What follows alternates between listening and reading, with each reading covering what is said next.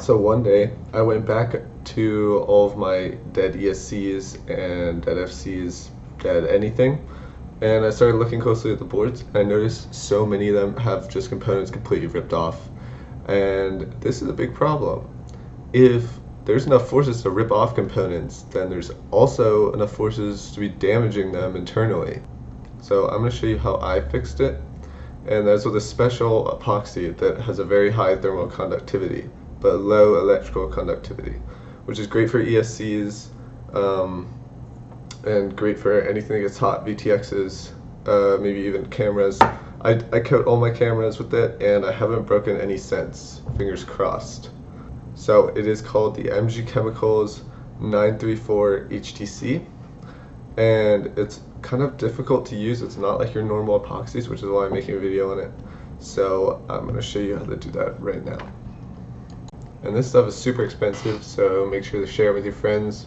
But at 150 bucks, that's the price of 2 dead ESCs. So if you're able to save 2 dead ESCs or maybe 3 cameras with this, then you've already made money. Okay, so the first step is to wash the conformal coating off with the IPA. And I like to wear these rubber gloves here for the reusable ones. They're much better than those nitrile ones, in my opinion. And you can reuse them a bunch, which is nice. So the first step is to tear the bag on the scale. So you're going to see here how viscous this epoxy is. This is why it requires such a weird process. So I just take a little bit, about like a tablespoon or so, and I'm going to put it on the inside of that bag.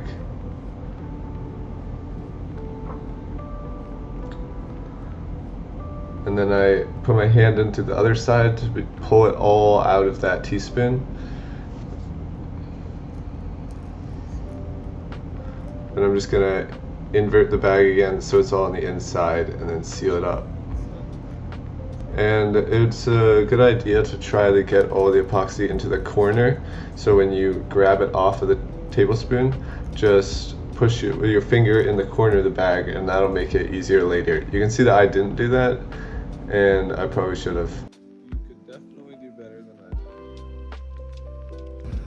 did. So I'm doing a 10-to-1 ratio by weight, so I have 10 times less of the liquid than I do the black viscous stuff. So you're going to add 2.8 grams of this. So you do that.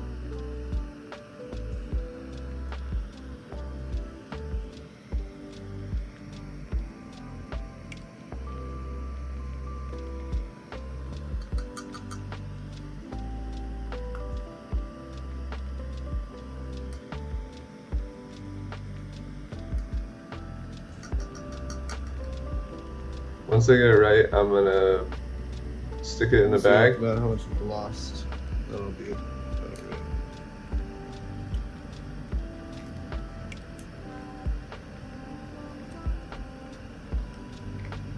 right.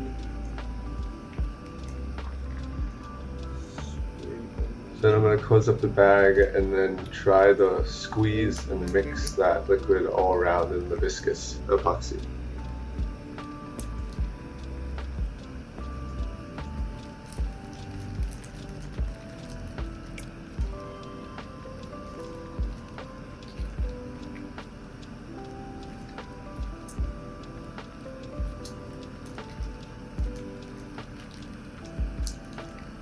You really want to make sure it's all mixed up, because otherwise it will not harden properly.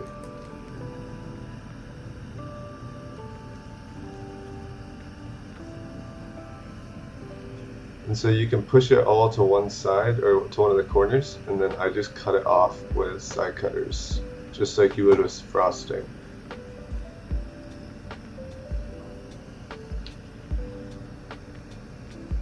Now what I like to do is put a little bit on the middle of the board, and then you'll see me later using a bit of tweezers to just push that around.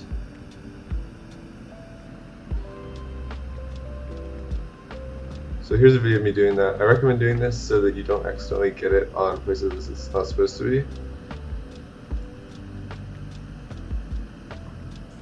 And you can see I'm using some 3D printed stands to hold up the boards.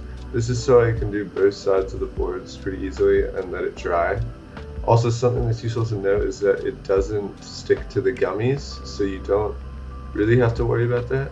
Obviously, you don't want to completely cover the gummies, but it'll be okay if you get some on them. So a quick tip from the future is that you can use this Bondex stuff on any components that are near to pads or connectors. And this is just some like UV cure epoxy. It's not really special. Since it's easier to apply, this will help your sensitive stuff like connectors and pads from getting covered in the other epoxy because it has a very precise applicator tip on it.